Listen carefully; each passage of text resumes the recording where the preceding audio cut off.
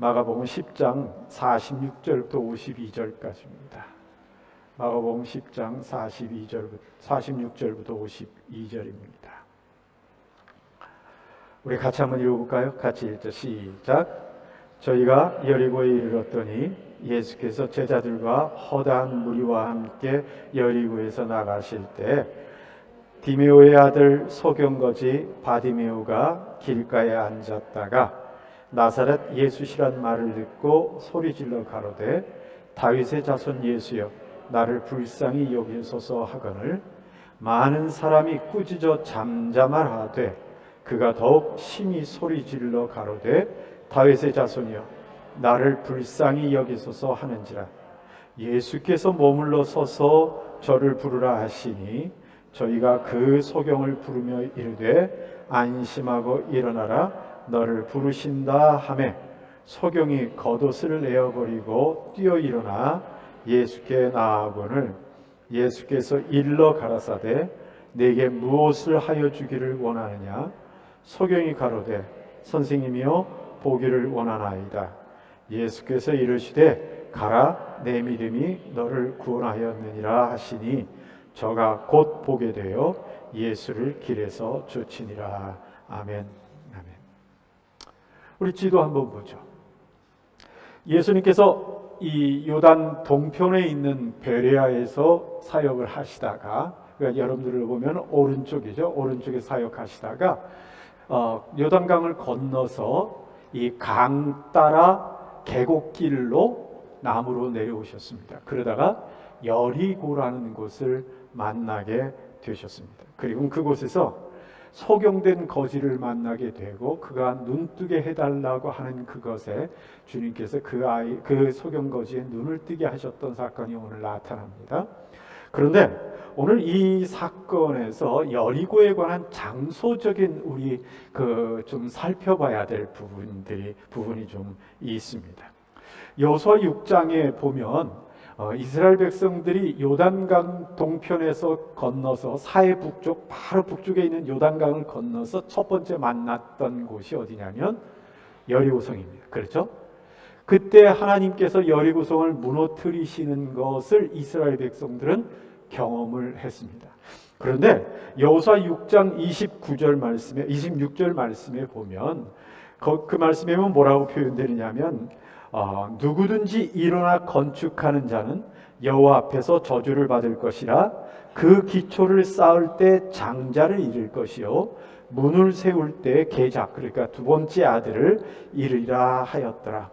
하나님께서 이 여호수아를 입을 통해서 이 여리고성이 다시 재건되는 것을 원치 않는다고 말씀을 하셨습니다. 그런데 열왕기상 16장 34절 말씀에 보면 그 일이 그대로 실행되는 모습이 있습니다. 같이 한번 읽어볼까요? 시작.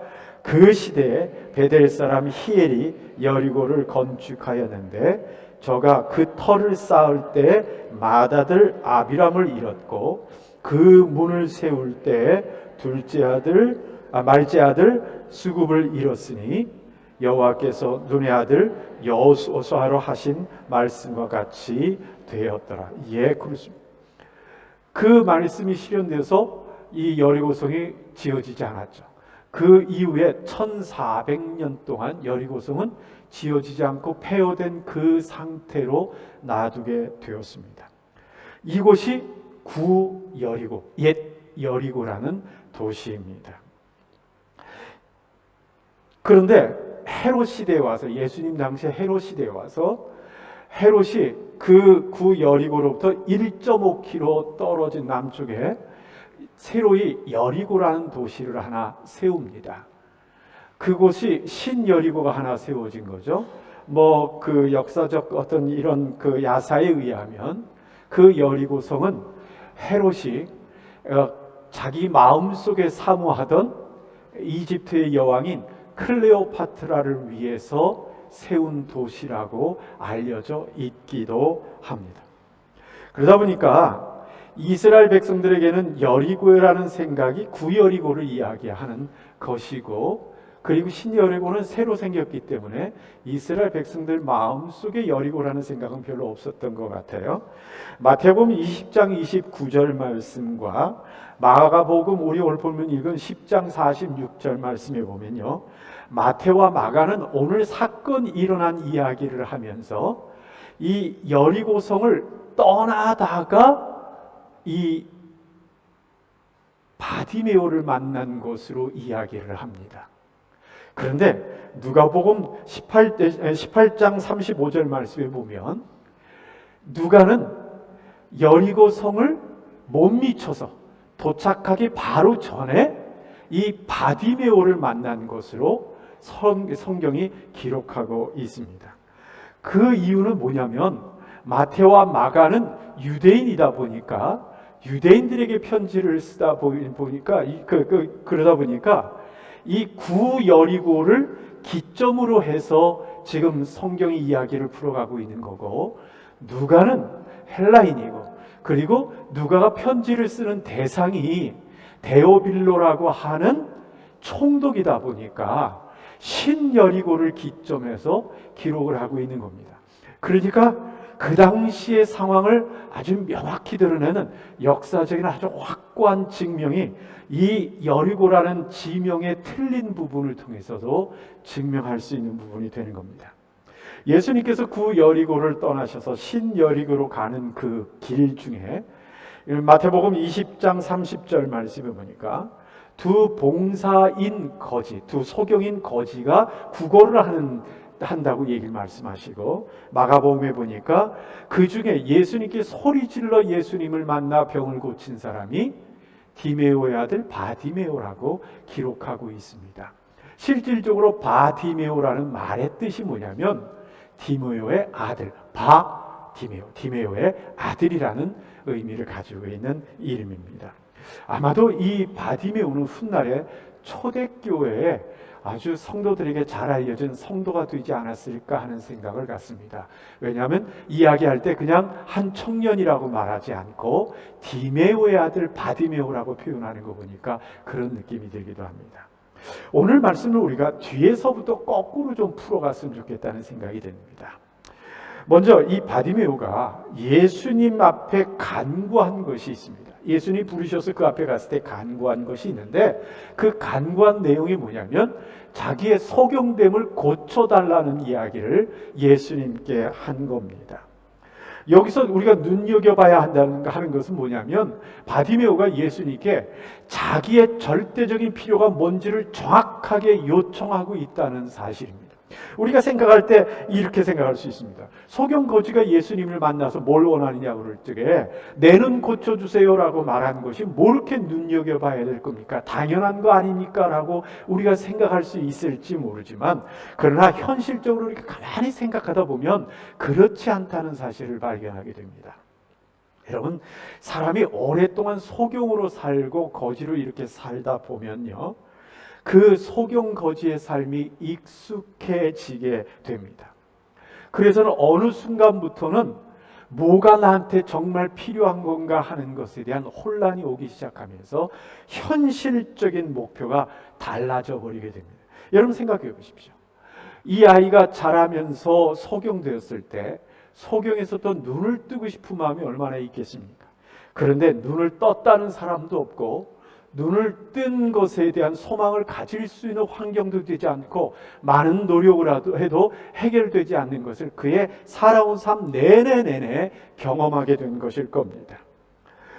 또 수 없는 이 소경으로서의 삶을 살면서 그 마음의 좌절을 반복하다 보니까 이제는 눈을 뜬다는 것에 대한 사실 자체를 그는 소망하지 않는 삶을 살게 되어버리고 만 거죠. 그렇기 때문에 그에게 있어서 현실적으로 지금 가능한 일은 뭐겠습니까? 그 마음속에 소원이 있다면 뭘 이야기하는 것이 그에게 있어서 쉽게 나올 수 있는 이야기겠습니까? 결국 구걸 잘하는 거 아닙니까? 구걸 잘해서 좋은 사람 만나서 돈 많이 받게 되는 것, 그것 때문에 아침부터 나와서 자리 펴고 앉아 있는 것이고 사람들의 눈치를 봐가면서 지금 구걸하고 있는 것 아니겠습니까? 그러다 보면 그에게 있어서 눈을 뜬다는 사실은 그 마음의 깊은 곳에 있는 소망일 수는 있을지 모르지만 현실적인 소망이 되지 않을 수 있는 것이 우리 보통 삶에서 우리가 갖고 있는 보여지는 일이기도 합니다. 그런데 이 바디메오가 예수님이 지나간다는 소식을 듣고는 예수님이 지나가는 그 순간에 소리를 지릅니다. 다윗의 자손 예수여, 나를 불쌍히 여기소서. 여러분, 그렇게 외치는 바디메오가 기대한 것은 뭘까요?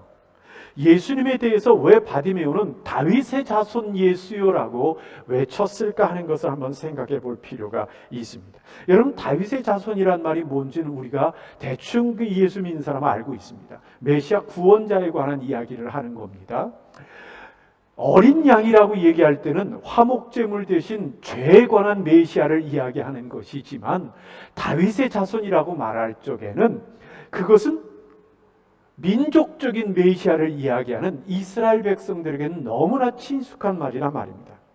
그러니까 이 바디메오가 얄팍하게 자기의 원함을 예수님께 얻기 위해서, 예수님을 띄우기 위해서 그런 말을 하는 것이건, 아니면 그 마음속에 예수님의 여러 이야기와 행적을 들으면서 저분은 메시아가 맞아 라고 하는 그 마음의 믿음의 고백과 함께 이야기하는 것이건 우리는 잘 파악할 수는 없을지 몰라도 분명한 것은 예수님에 대한 바른 고백, 바른 외침을 하고 있다는 사실만은 분명한 겁니다.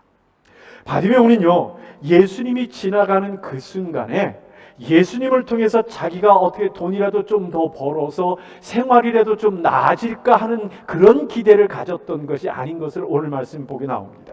예수님께서 그를 부르십니다. 그리고 그를 부르시고서 묻습니다. 내가 너에게 무엇을 해주기를 원하느냐라고 이야기할 적에 그가 머뭇거리지도 않고 했던 이야기가 뭡니까? 주여, 보기를 원합니다. 주여, 보기를 원합니다라는 말을 합니다. 너무나 당연한 이야기 같지만 그러나 우리의 삶에선 꼭 그렇지 않다는 사실을 우리가 우리의 삶의 선택들을 가만히 살펴보면 발견하게 됩니다. 여러분, 우리가 나 자신이 나를 안다는 것, 내가 나 자신을 안다는 것은 우리 인생의 역사 이래로 큰 주제입니다. 나를 안다는 것이 철학적인 큰 주제인 것뿐만 아니라 우리의 인생에 있어서도, 우리의 삶에, 우리의 가정에 있어서도, 또는 우리의 사회생활에 있어서도 그뿐이 아니고 하나님과 우리 관계에 있어서 얼마나 큰 중요한 일인지 모릅니다. 여러분, 성격 테스트를 좀 해보셨습니까? 어떤 종류의 성격 테스트를 해보셨습니까? MBTI 같은 것 해보셨습니까? 또는 애니아그램 같은 것 해보셨습니까? 기독교인들이 하는 피플 퍼즐이라는 것도 해보셨습니까? 여러분들 그런 거 기회 나는 대로 해보십시오. 나는 내 성격 다 알아. 정말일까요? 그렇지 않습니다. MBTI 같은 것은 자기 적성에 관한 그 테스트를 하는 것이기도 하죠. 또 애니아그램 같은 것들을 통해서 관계 문제를 이야기하기도 하고, 또 이 피플 퍼즐로 하나님 앞에서 나는 어떠한 성품의 사람들인가, 어떤 성경의 인물과 비슷한 성품을 가지고 있던가 하는 것을 파악하기도 합니다. 여러분들 그런 것 가능하면 중복되더라도 여러 번 반복해서 자기를 파악해 보는 것도 참으로 중요한 방법 중에 하나입니다. 그래서 자기 자신이 지금 현재 어떠한 존재가 되어 있는가 하는 것을 파악하는 겁니다. 옛날 해봤기 때문에 새로 할 필요가 없다는 것 아닙니다. 왜냐하면 성격이 변하기 때문에 그렇습니다. 제 예를 들까요? 제가 MBTI를 했더니 퍼펙트하게 목사래요. 정확하게 목사라는 거예요. 근데 사람들이 그러니까 목사가 됐지 이런 얘기를 하는데 제 스스로는 이런 생각을 했습니다. 내가 목사에 맞게 성격이 변해왔지 원래 이 성격은 아니었던 것 같다 하는 생각을 가져봤습니다. 여러분들 그럴 수 있다는 얘기예요. 그래서 내 성격뿐만 아니라 또 우리는 내 주변에 일어나고 있는 것 속에서 내가 지금 어떠한 처지에 와 있고 어떠한 상황인가 하는 것도 분석해서 나 자신을 깨닫는 것도 참으로 중요합니다. 지금 나와 하나님과 사이에 현 주소가 어떠한가를 파악하는 것도 우리에게 얼마나 중요한지 모릅니다. 그 하나님과 사이에 분명하게 내가 지금 어떤 위치에 와 있는가 하는 것을 파악하지 않으면요, 하나님과 사이에 어색한 관계를 만들 수도 있다는 사실을 우리가 기억할 필요가 있습니다. 이러한 파악이 제대로 돼야 성경을 읽어도 하나님의 말씀이 내게 정확히 들어옵니다. 그러지 않게 되면요, 나의 상태를 내가 모르거나 또는 감추거나 내가 그것을 뒤틀어서 오해하게 되게 왜곡하게 되게 되면 결국 하나님의 마음에 대해서 내 스스로가 뒤틀린 생각을 갖게 될 가능성이 많다는 사실입니다. 또 하나님께 우리가 기도할 때 뭔가 간구하잖아요. 내가 구해야 되는 것이 정확하게 뭔지 여러분들 파악이 되십니까? 정말 하나님께 내가 뭘 구해야 되는지 아십니까? 이걸 모르게 되면 주시려는 하나님과 받으려는 나 사이에 싸움이 일어나게 되어버리고 맙니다. 결국 나 자신에 대한 잘못된 분석이 결과적으로 무기력한 신앙생활을 만들고 마게 되는 거죠. 마치 뭐하고 같으냐면 내가 위암에 걸렸습니다. 그러면요, 소화가 안 됩니다.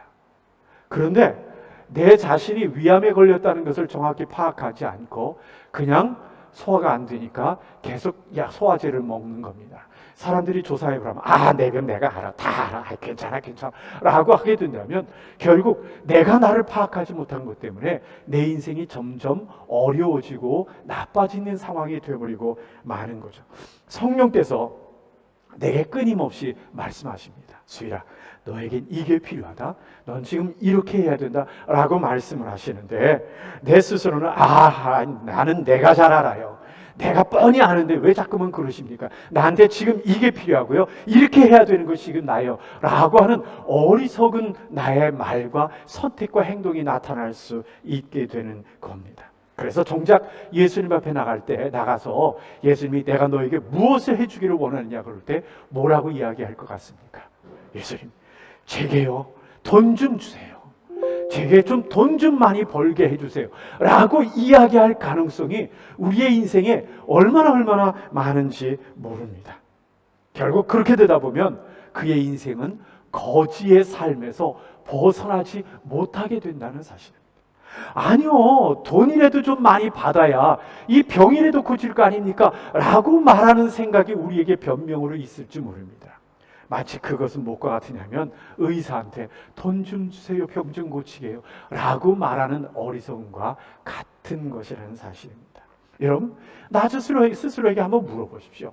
여러분 자신에게 한번 물어보라는 얘기입니다. 나는 나를 정말 잘 알고 있는가? 정말 나는 나를 잘 알고 있는가?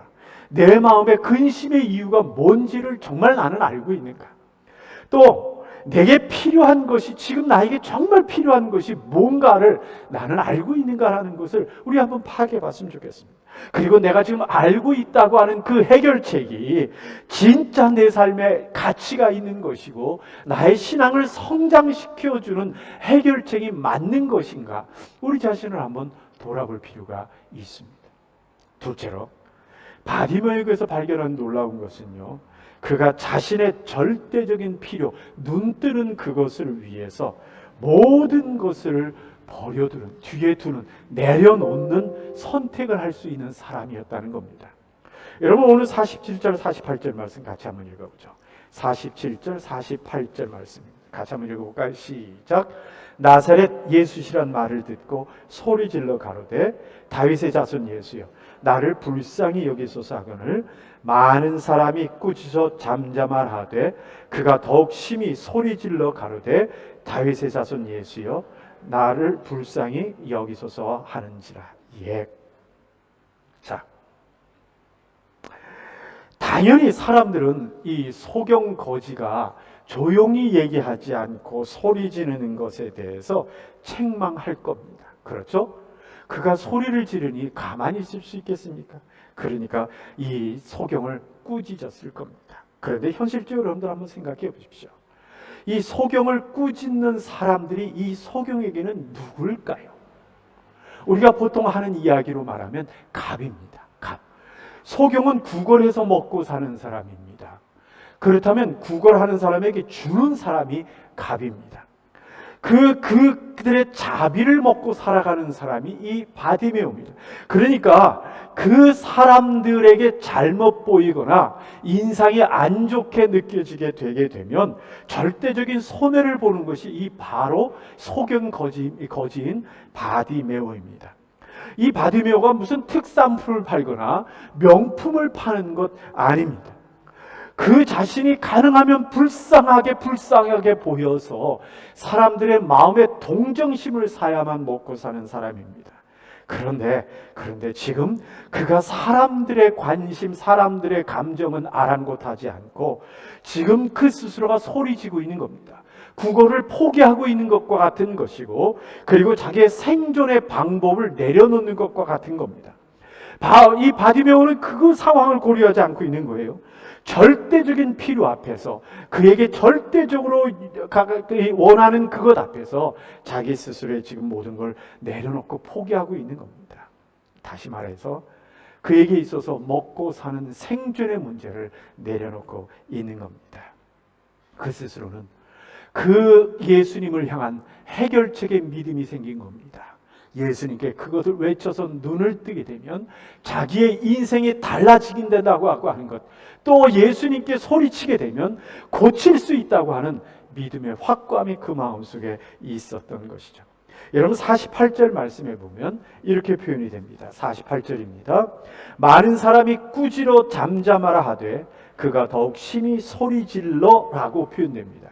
여기서 더욱 소리질러라는 말이 헬라어로 크라조라는 말인데, 이 크라조라는 말은 악으로 부르짖는 이 이야기를 말하는 겁니다. 악을 쓰는 소리죠. 그건 어떤 표현이냐면 짐승이 멱다는 소리 하는 거 여러분들 다 아시죠? 그냥 부르짖는 그 목을 다해 부르짖는 그 소리를 의미할 때 쓰는 단어인 겁니다. 그러니까 결코 쉽지 않은 선택인 겁니다. 그가 모든 불편함 그리고 손해나 어떤 창피보다도 본질적인 내 문제를 해결하자 하는 마음의 열망이 얼마나 큰가 하는 것을 지금 드러내주고 있는 겁니다.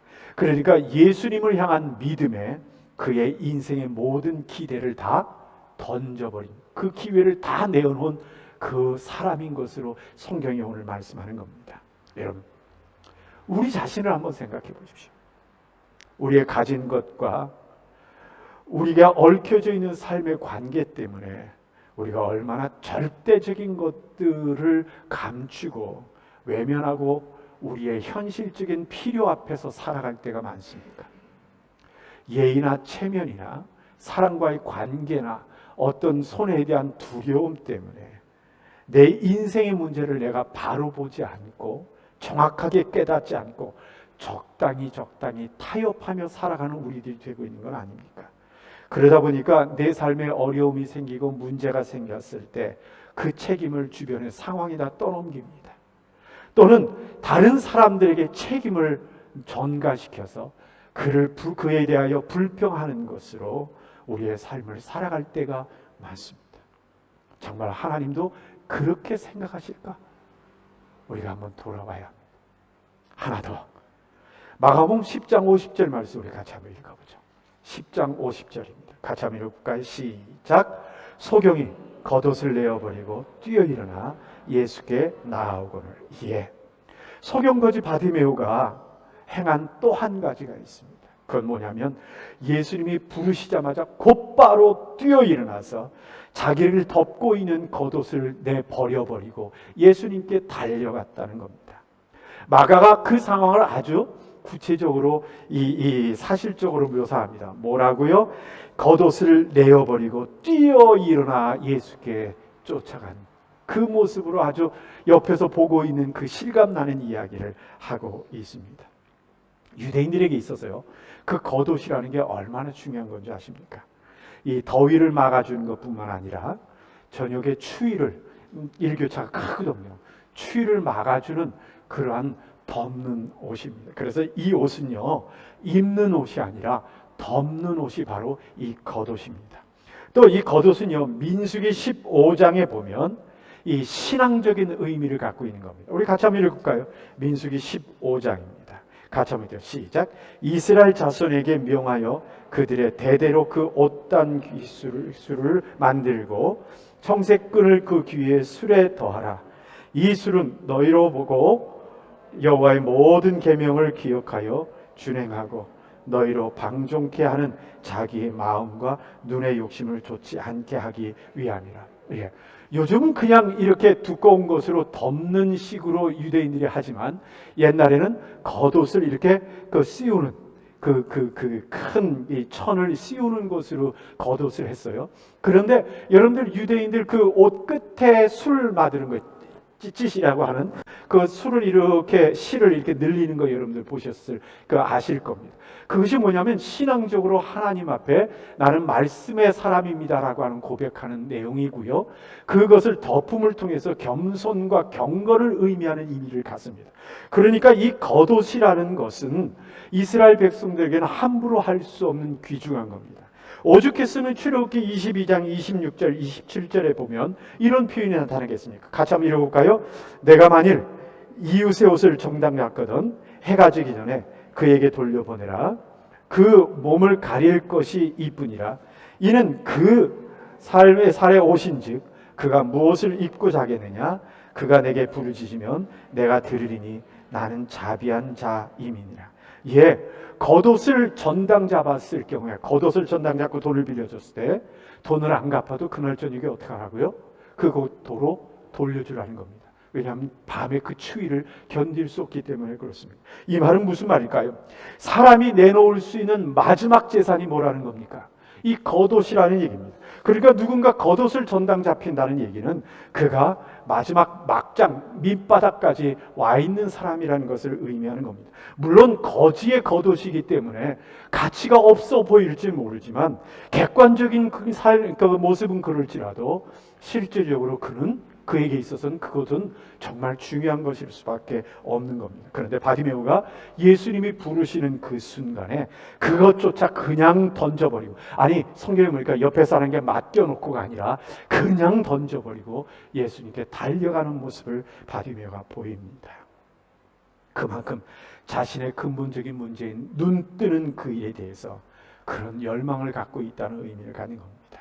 여러분, 우리 자신은 우리의 인생에서 모든 것을 내던지고 갈 만한 그 내 인생의 문제를 발견하셨습니까? 어떤 것이라고 생각을 하십니까?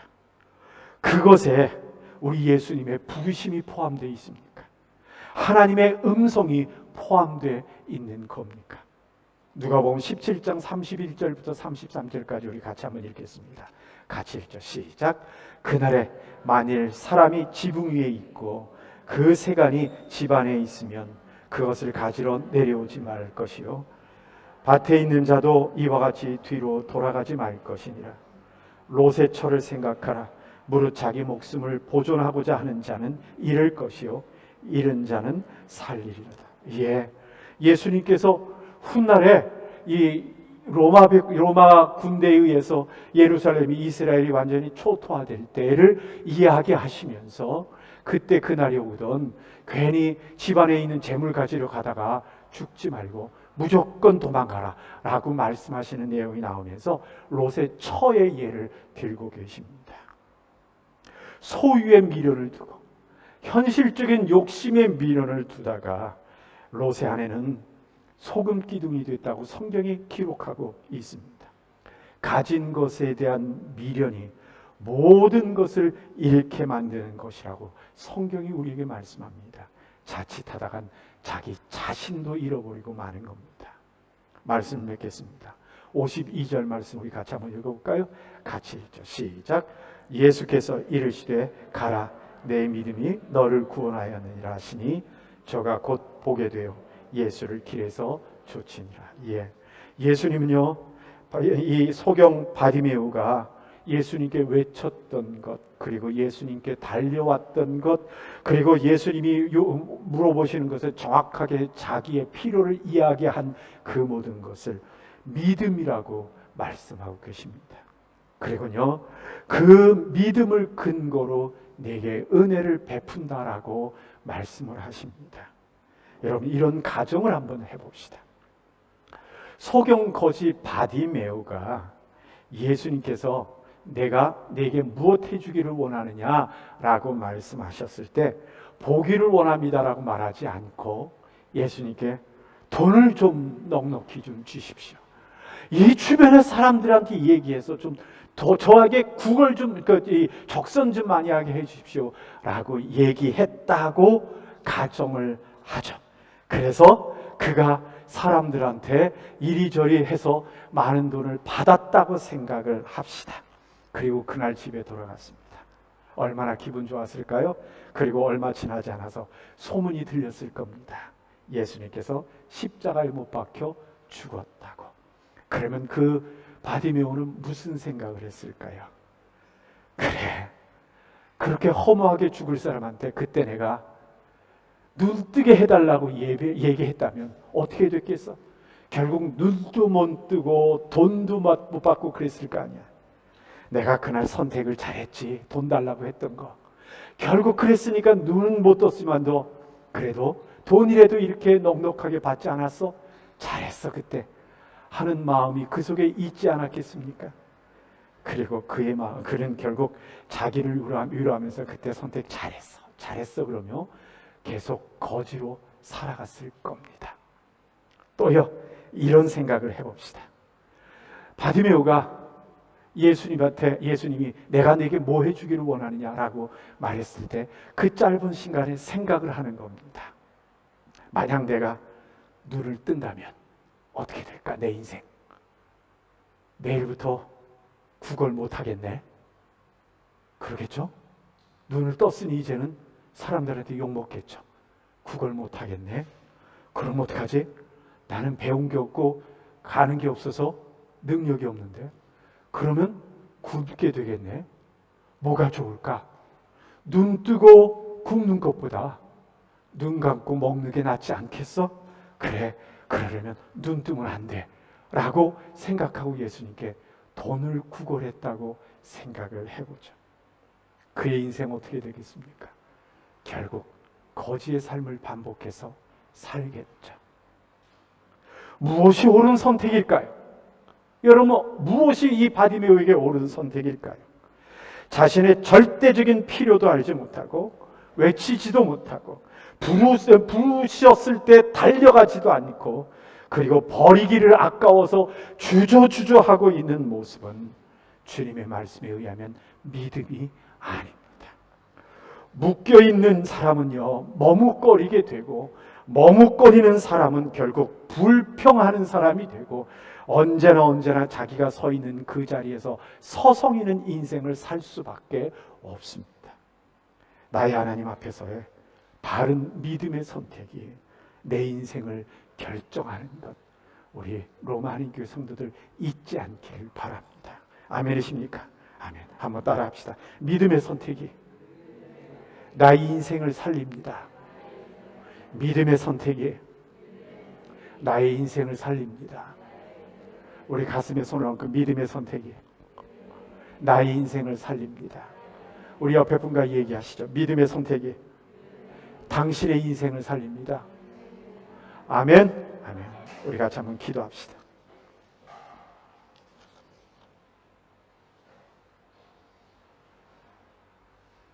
여러분들은 여러분들을 아십니까? 나의 성격은 어떤 사람이고 나의 사람들과의 관계는 어떤 모습이고 그리고 나는 어떤 신앙의 모습을 가지고 있고 이 순간에 하나님 앞에 섰을 때 하나님은 나를 어떤 사람이라고 평가하실까? 나의 절대적으로 이 시간에 나의 인생을 위하여 필요한 것은 무엇인지를 나는 알고 있는 걸까? 그리고 그것을 어떻게 해야 해결할 수 있는지도 알고 있는 걸까? 여러분들 어떻게 생각하십니까? 바디메오는 이를 위해서 소리 질렀고 정확하게 간구해서 주님으로부터 병고침을 받았습니다. 혹시 우리의 인생의 가장 중요한 절대적인 필요는 덮어두고 당장 내 눈앞에 보이는 것들을 채우느라 인생이 반복돼 가고 있는 것은 아닙니까? 분명하게 나를 변화시켜서 하나님 앞에 가치 있는 인생을 살아가기보다는 지금 놓여 있는 삶에 헐떡거리고 살아가며 내 속에 생기는 좌절, 원망, 불평을 이리저리 떠넘기고 스스로 절망하며 살아가고 있는 것은 아닙니까? 그것 때문에 믿음이 성장하지도 못하고 무기력한 인생을 살아가고 믿음을 가지고 있는 것은 아닙니까? 이 시간 주님께서 우리에게 물어보실 겁니다. 내가 네게 무엇 해주기를 원하느냐? 우리는 뭐라고 대답하겠습니까? 지금 당장 고백할 수 있는 것은 아닐지 몰라도 우리가 하나님께 기도했으면 좋겠습니다. 하나님, 나를 알게 하시고 나의 필요를 알게 하시고 주님께서 나에게 하시는 그 말씀의 의미를 아는 자 되게 하여 주옵소서. 이 시간 우리 같이 기도하는 시간 되기를 원합니다. 같이 기도합시다. 주님, 모든 것을 알게 하시고 하나님 앞에서 하나님 그러시고 하나님 주시는 삶을 살 수 있도록 아버지의 은혜를 하여 주옵소서. 우리 성도들 중에 아버지 하나님 앞에서 아버지 하나님 자신들을 바로 알아 하나님 앞에서 주시고 하나님 온전한 관계의 모습을 갖게 하시고 하나님 앞에서 원하시는 것들을 행하는 아버지 하나님이 원하시는 것들을 찾음으로 말미암아 우리 인생이 새로워지고 아버지 하나님 우리의 인생 속에 바른 선택하는 이들을 하나님 인도하시고 하나님이 원하시는 그것을 위해서 다 내려놓고 달려갈 수 있는 이들이 하나님 인도하시되 지금 당장 내 손에 필요한 것들을 얻으면서 거기에 비해서 분별의 인생 살아가지 않도록 아버지 하나님 기쁨 하나님 앞에 깨지는 것들이 있도록 아버지 하나님 보여주셔서 아버지 하나님 주 앞에 주님 앞에 합전 평균을 살아가는 아버지 하나님, 우리 자신에 대한 깊은 깨달음이 있는 은혜로 허락하여 주옵소서. 성령께서 가르쳐 주시고 바른 선택하고 바른 결정하는 우리 되게 하여 주옵소서. 변명하는 인생 살지 않게 하시고 이리저리 불평하며 나 스스로 만족해하는 삶 살지 않게 하나님 돌봐주시고 주님 앞에 분명히 서서 주의 음성을 듣고 들은 대로 성령의 이끄심을 받는 우리 되도록 하나님 돌봐주셔서 우리 인생 주님 앞에 가치 있고 보람이 있는 삶 살 수 있도록 하나님 함께하여 주시고 아버지 하나님께 간절히 원합나니 주의 음성 앞에 성령의 도전 앞에 나 자신을 발견하는 그 때를 그 기회를 아버지 하나님 빠른 시일 안에 허락하여 주시고 원하옵나니 아버지 하나님 이 코로나의 시기가 끝나기 전에 이 고난의 시기에 하나님 앞에 나의 모습을 깨닫는 은혜를 허락하여 주옵소서. 그래서 이 모든 것이 끝날 그때 하나님께 기쁨을 드릴 수 있는 새 삶을 사는 우리 되게 하여 주옵소서. 예수님 이름으로 기도하옵나이다. 아멘.